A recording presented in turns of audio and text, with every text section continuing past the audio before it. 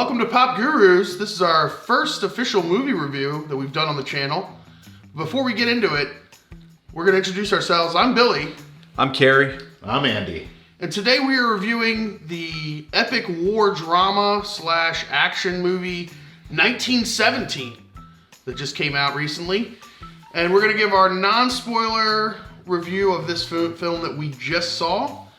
1917 is already racking up awards at the Golden Globes and at other award shows, so we felt it imperative that we get together and review this movie.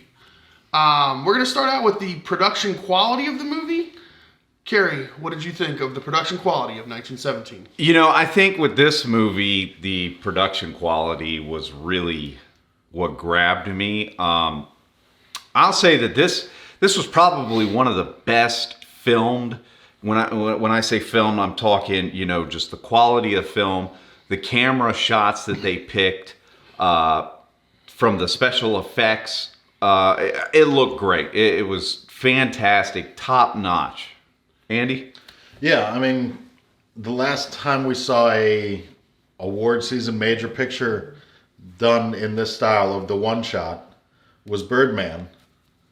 So bringing that aspect back, which worked out pretty well for Birdman that year, which they did win Best Picture, the Oscar and everything else. So they had a good season with that and a good run. So I think that's what the director tried to capture a little bit in this case. So the one shot was a nice choice, I thought, and it definitely added to the storytelling. What did you think, Billy? Man, so the best part of this movie is the cinematography. Like just the way it's not the way necessarily it's shot, but the shots that they get. There's beautiful shots. There's a variety of different angles, and whether it's zoomed in or wide out. Creative liberty, basically, is what you're saying. They took a lot of creative liberty with my these thing shots. is I hated the one shot in this movie. I couldn't. Really? It took me completely out of the movie. Not the whole way through, but there were definitely times where I was like, I needed to see, like in Birdman, because it's entirely about him. Right. It works extremely well. Mm-hmm. And in theory, this movie is about this main character, but there is other things going on that affect what he's trying to do that I felt we could have, if it had just been shot almost like a standard movie. My thing is does it add anything to the movie?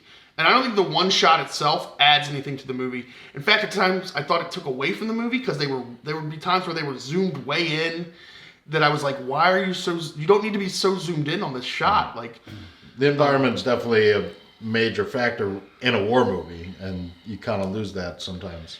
Yeah. With tight shots. I mean, I get what you're saying. And here on Pop Gurus, we rate everything on a 5 scale. So I think what we should do for you on this one is, I get what you're saying. Let's break it up into 2 parts. The filming itself and the production quality for you. If you had to give them both a review, what would that be? So I think for me, the production quality is very high. All the sets were amazing. All the way it was, the choices that they took as far as like how they filmed the sets, like were amazing. It was just, that was like a 5 for me. The use of the one shot. That's pretty high though. If you're going to give the production a 5, I mean, that's as high as we go. Everything was consistent. Everything was great. Especially for a period piece, everything fit naturally. Everything was great. I thought that was 5 out of 5. The one shot for me, I would say, is like a 3 out of 5 because It did take me out. And there was also, not as a spoiler or anything. So it's a one shot. It's following the characters around. The camera's moving around them to get different angles. They're moving around the camera to get different angles, but it's never cutting away. But it was like you felt like you were in the movie and you were part of it. And then there's a scene where the camera is on the second floor of a house and goes out the window. Yeah. That was an odd shot. And then he's there on the ground now, and I'm like, that took me completely. Did we just jump out the window? Yeah, Like, from a cinematography standpoint, though, that was such a cool shot, though, the way they did that. But yeah, I get what you're saying, because we just saw it here. Now he's here, but how did we get? It doesn't. Yeah, I get what you're saying. Yeah. I'm with you. You know, I think that's fair. There were definitely some issues with that. I think I would give it the same. You know, if we're going to talk film and production quality, production 5 stars, and you know, I think you'll learn the more of these reviews we do. We are harsh critics. We're not just going to go 5-star everything, but the production quality. I mean, the set design and everything that definitely deserved 5 stars. It doesn't really get any better than that at this point. And I'm with you on the filming 3. Andy, what do you think? Well, I mean, production definitely a 5. You know, I mean, I can't think of another recent or modern World War One piece that we've seen, so it's hard to compare much to. But you know, World War One, in some respects, almost gets overshadowed a lot from the second one. Yeah. So I mean, like, remembering that World War One, it was trench warfare, and this captures that whole element very well. Good God. Yeah, and how different those battles were compared to World War II, being a more modern that's war. definitely one thing that really stood out to me is, like you just said, trenches are overlooked a lot, but the majority of World War I was fought in the trenches. I mean, they lived, they fought, everything was done in the trenches, and this movie really did a good job at capturing that. Another thing, this movie is graphic. I mean, when I say graphic, it's graphic. One of the nastiest things I've seen in any movie ever was in this movie. So know that going in, but you know that's the realism of war. If you don't like dead bodies, this is not the movie for you. Big time. Yeah, big time. They're literally just part of the set at times. Yeah. But what would you rate the... Yeah, so production 5 stars. Okay. And then for me, I like the one-shot choice. And I liked the, you know, angles and different shots that they chose to take the camera on. So I'd give it a 4. Okay. Solid. Good. Yeah. Pretty solid. So moving on, we're going to move on to the acting in the movie. This is another interesting category. Andy, what'd you think of the acting in the movie? So acting, as we were driving back here to film this episode of Pop Gurus, I was talking with Carrie, and I was saying, you know, it's kind of, you have your leads are nobodies, or, you know, fresh actors essentially that we aren't familiar with. And then I saw like the big names were like cameos. So you get like the cameo from Colin Firth, cameo from Mark Strong, cameo from Benedict Cumberbatch. And Spoiler alert, those 3 guys are in this movie. I think everybody knows that at this point. Like Anyone who has IMDb two out of the 3 of knows. them were in the trailer. Yeah. Mark that's Strong was a true. nice surprise. Yeah. But I mean, for new actors, I think they did pretty well. You know, as far as playing their parts, I think they did well. Okay. Yeah. For me, the main kid, McKay, was the standout by far. Like, he's the one that goes through the whole movie. He was the best part of this movie. How good was his acting at times? It's really weird because he's acting through these weird sequences and these weird things happening to him, and it's like, He has a tumultuous time, if you will. it's almost like, because he's acting as if he's like going through like the fog of war. So it's like, it's almost like he just looks like a bad actor. But when you're going through the fog of war, you look like a bad actor. You look concussed. So Shell shock worked. was definitely something that happened.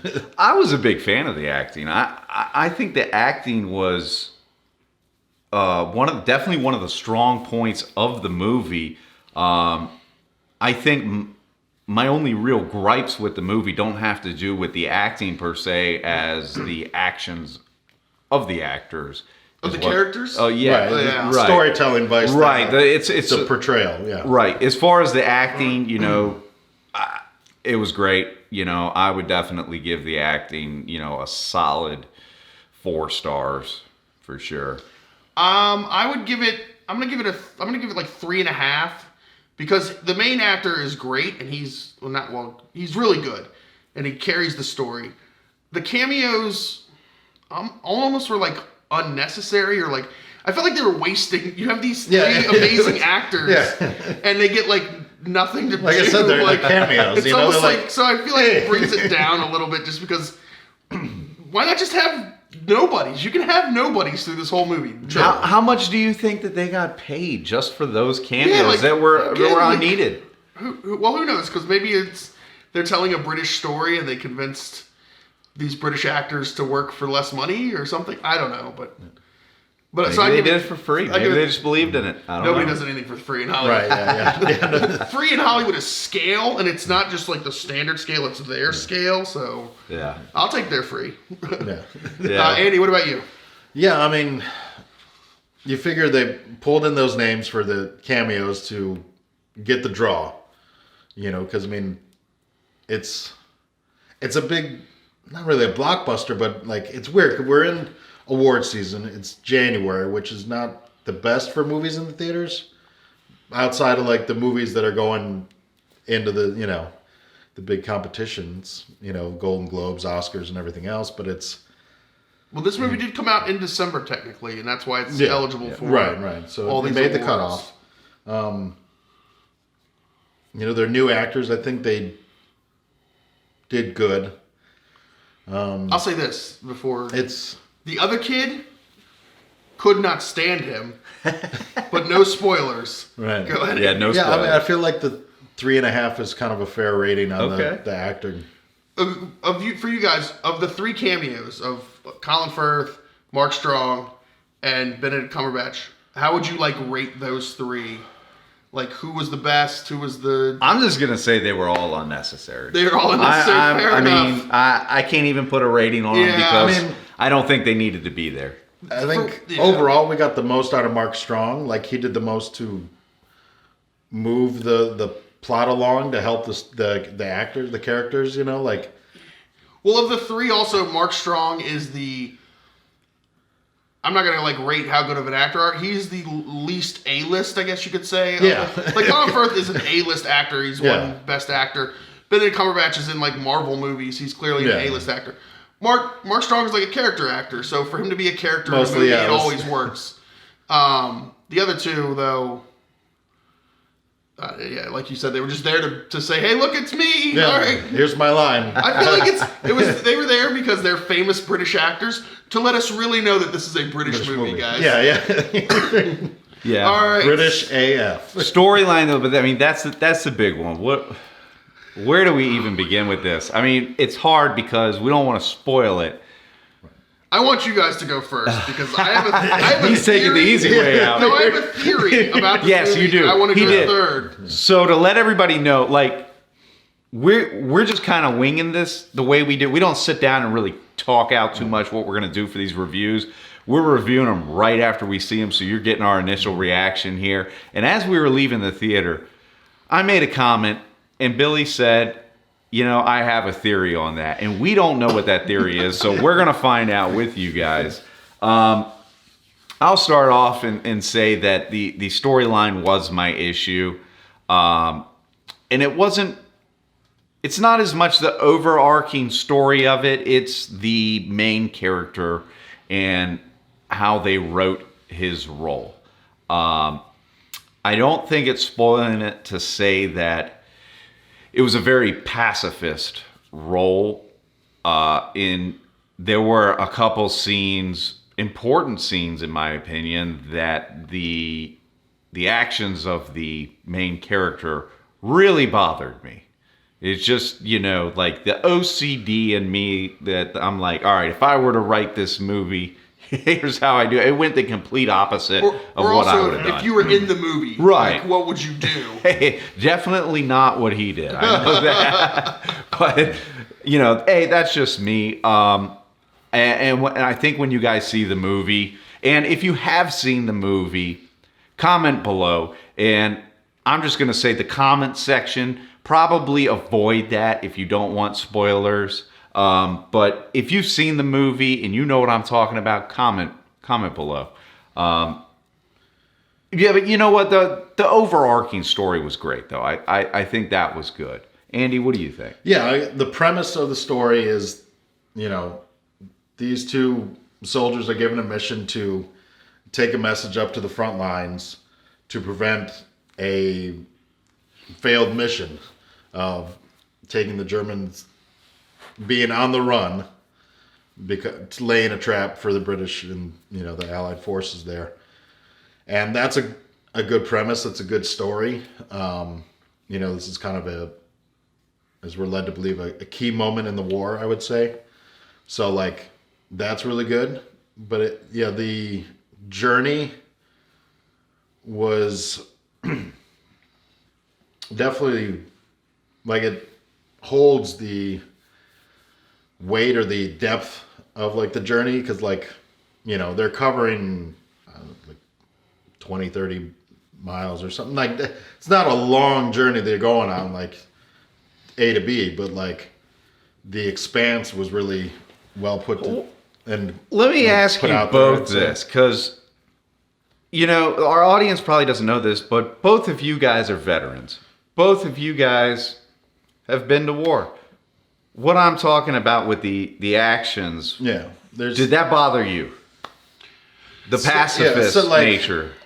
Some actions did, because you kind of look at him, and in this sense, he's somewhat portrayed as a scout, so he's kind of want to be fast and like doesn't want to get detracted too much in that sense. But at the same time, there were decisions that should have went the other way. Right. I have no problem with the decision with the actions of the movie. I know you're itching to tell us. And he's itching. We got to let him go. I wanted to do two reasons. Before my theory, even if my theory is completely wrong, I have no problems with his actions, because he's not a pacifist until he's. Spoiler. He gets his kill limit, I guess. I don't know. Like he gets fucked up. Like the dude has been through like all sorts of shit already. Emotional shit, physical shit. Like, now he's just trying to, like, reach the end. He's a marathon runner who, at the end of the race, as, like, his body is just, like, betrayed him. Like, he's, like, shitting himself. This doesn't actually happen in the movie, but, like, like, he has no control over what he's doing anymore. Right. My theory is, and this is kind of spoilery, so if you haven't seen the movie and you don't want to be spoiled, like, pause the video, go watch 1917, and then come back and watch this movie. So this is a little bit of spoiling. So spoiler alert, all right, guys, right now. So my theory is that he died. He's dead. So you're saying it's a Jacob's Ladder scenario? He's a ghost. Because that dude should have died like 4 times. All right? I was definitely waiting for him to get like shot in the head. From the moment that he stepped, spoiler alert again, from the moment that they step on the tripwire and the entire cave falls on top of him, the dude is moving like, the other dude is moving cinder blocks like out of the way. Like massive blocks. He's buried under this. Should have been dead then. Should have been dead, I don't know, when he got shot in the head? Like, that maybe should have been when he died? I don't think he got shot in the head. I think the helmet hit it, and then he went down the stairs Where and hit did the he back get shot, of it. though? It was in the helmet. It was in the helmet. If you're wearing one of those cheap-ass 1917 metal helmets, and you get shot at point-blank range by a dude in the helmet, you're dead, all right? And then, also, he should have been dead anyway from, like, septic. Like, he should have gone septic by the end of this movie. He cuts his hand, spoiler again, cuts his hand on barbed wire, and then his buddy knocks into him, and he puts his hand into a dead body. Yeah. Like, into the insides of a dead body. All these people were properly vaccinated in 1917. The show has come off the rails. We weren't going to do spoilers. Dead body. We were going to keep it PG. It was freshly thrown out the window. It bothered me so much that, and the only, like, I had to, like, concoct this theory to, like, in order to like make this fit, like that he's dead, and that like at the end he completes his mission, and now he's like going to heaven, and that's why the light is like shining on his face as he goes. Oh my god, this story of this movie is like a mess. Like, all right, well, we don't want to spoil too much. So no spoilers. Spoilers are done. And I don't really consider what he said there. I don't really consider a spoiler, because he didn't really spoil anything. I mean, there's tons that happened in this movie. That was just a couple things. So it's not ruined. If you did hear that, it's not ruined for you. There's been a lot of talk I've seen. in some other reviews that this might be the greatest war movie ever. I don't think so. There's a lot of recency bias right now. Like, I would not put this in any of not even in like top 5 war movies, but Oh wow, that's as far as like the visuals of this movie and the way it's shot, this might be the greatest shot war movie. okay. Like, the way it's shot. Well, let's say the greatest World War One. Oh, by far, movie. it's like that's okay. Like, so you'll give it that number one for sure. What about you? Would you? There's like one other. It's like all There's on the others. Western Front from like There's 1950 or something. Yeah. I'll say, it's the greatest World War One movie. Is it the greatest war movie? No. I'd probably put it in my top 10. It might make my top 10 just because it's so visually amazing. Like, the visuals in the movie are amazing. I mean, Is it epic, though? That's the thing. Yes. yeah, it's an epic. It's an epic film. It's it covers that expanse, that greatness of. But again, it's You know. weird because the way it's shot, it's not shot the way that epics are shot. True. The epics are shot with these like massive visuals Huge with sets, yeah, with, everything with like 14 characters or like 100 characters. Like think of something like an epic, like it's like But in a sense, Avengers. that Right, yeah, kind of exactly. the fact that they were able to pull it off the way they did, I think almost makes it more epic because it's much easier if you're showing grand scale to give it that epic feel. But when you're following one character, that one, that's it was an amazing movie. I will say that. Would I see it again? Yeah, I might. I'm not going to give that a solid, I'll go see it again. But, I think once it comes out to video, I'll definitely give it a watch again. Would you see it again? I mean, I'm definitely going to have to see it again because, like, just to kind of, like, wrap my head around it, like, I would definitely see it again. This is not the kind of movie that where I'm, like, flicking through channels at, like, on, like, a Tuesday night and Right, it comes on yeah. TNT. I'm not stopping. I'm gonna go. Yeah. You got to get invested in this movie. You got to be in right? the right mind frame Yeah. for this movie, too. Well, it's definitely a tougher movie to jump in on because it's the one shot. I think makes it harder to pick up. Right. But yeah, Would you see it again? when it hits Netflix, I'll probably watch it again. But I'm not definitely not in a rush to see it again. in the I would not theater or buy anything. this movie. Okay. Like, if it was free, I'd watch it. I mean, Would you recommend it? I would recommend yes because Go see it. The cinematography, and I would recommend seeing it in theaters. Yeah, I think definitely. That's the way to go. that works much better on a big screen, Yeah. especially because some of the shots are very like tight. So when it's on a big screen, you get that effect. I feel like on a smaller screen, some of those tight shots are going to be affected. Also, when it's on television, it's a different, like the ends get cut off. Yeah. Yeah, the commercial breaks are going to throw off Or a movie just, like just this. The, but Yeah. just like the video of itself, like it's the Yeah, top let gets it- cut yeah. off, the side gets cut off. It's Yeah. not 4:3, so I think we all recommend it, but we're recommending it with a caveat that you need to go see this one in theaters for sure. I would say Yeah. so. Yeah, Now the big one, overall, Overall.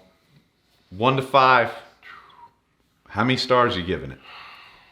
I'm giving it 3.5 stars, and that's all from the visuals. Because to me, the acting was good, not great. To me, the story was a mess. For such a simple story, they definitely made it into as convoluted as possible. So 3.5 stars for me. Okay, Andy. Yeah, I don't want to say 3.5, but it feels right because it's you can argue 4, you can argue 3, but I think 3.5 is the best way to really rate it. I'm gonna give it a 3, and I hate to be that guy. I think it's Because still fair. I don't want to take away from it. It is an epic movie. You do need to go see it, I think. But to me, just me personally, what I look for in a war movie, the main character just pissed me off to no end. I was just sitting there grabbing this, come on, man, come on, that just drove me crazy. That I think that's really my major problem with this movie. Well, I think also So to give a little background on our friend Carrie here, Carrie likes war movies, but those war movies star Arnold Schwarzenegger and Sylvester Stallone, and it's the main guy with the massive machine gun blowing people down, killing people with giant logs and stuff. That's The not M1 this Garand movie. is a big gun. There is a giant log in this movie, but it's not Commando giant log. So I mean, I just wanted to see some testosterone from the guy, and I didn't get any testosterone. there was early in the movie there is, because early in the movie he's the badass. Yeah. And the other guy is the annoying little. Oh man. Yeah.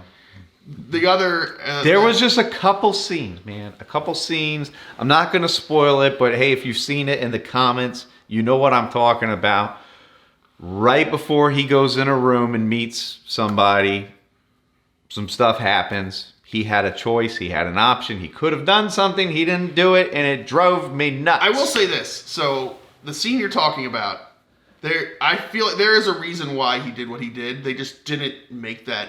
They never making it told clear, us the yeah. reason. Because they make a point earlier in the movie of you see him loading his gun. Right. And then what did they have? What did they have? Infield rifles in 1917? I figured the M1. It's like the a Garand. maybe. I think that was World War II. I don't. Even, Let us know what was the gun. yeah, what's the Comment I think it's below the Enfield rifle, because we don't know. and it's like a 6-round clip. Right. Right, they were small. Holy- Well, I think they do kind of allude to that earlier with when they're going through the German trench and there's all the shells everywhere and then in the Those are all artillery shells. artillery shells, and then also when they're driving through the countryside in the convoy with Mark Strong, like I mean, you know, I who's wouldn't who's gonna shoot cows and everything else? It's like people that have Well, no, but I didn't see it. A surplus of bullets. So I don't think he had any bullets left. yeah. I And think that's it why was he I does think what it he was does. low. That was not obvious. They did not make that was obvious not- at all. I mean, They should have. Yeah, But which look is at- why look at- yeah. So he has the run-in with the pilot. pilot. He has the run-in with the sniper. You or the guys guy. are spoiling too much. We're not giving anything away. He has some skirmishes, He has yes. multiple skirmishes. And But that literally, one particular you just one. see him put in a 6-round clip. But he also would have had a sidearm. I'd have been Because happy. they did when No, they. he didn't have a I sidearm. thought he had a sidearm. I No. thought when they were loading up, leaving. No sidearm. No, the only thing they had was the flare Or gun. did the other guy? The And flare he gun. throws the flare gun away. That's the only I feel pistol like looking thing. I saw one of them. Did you have, like, a notice- sidearm one.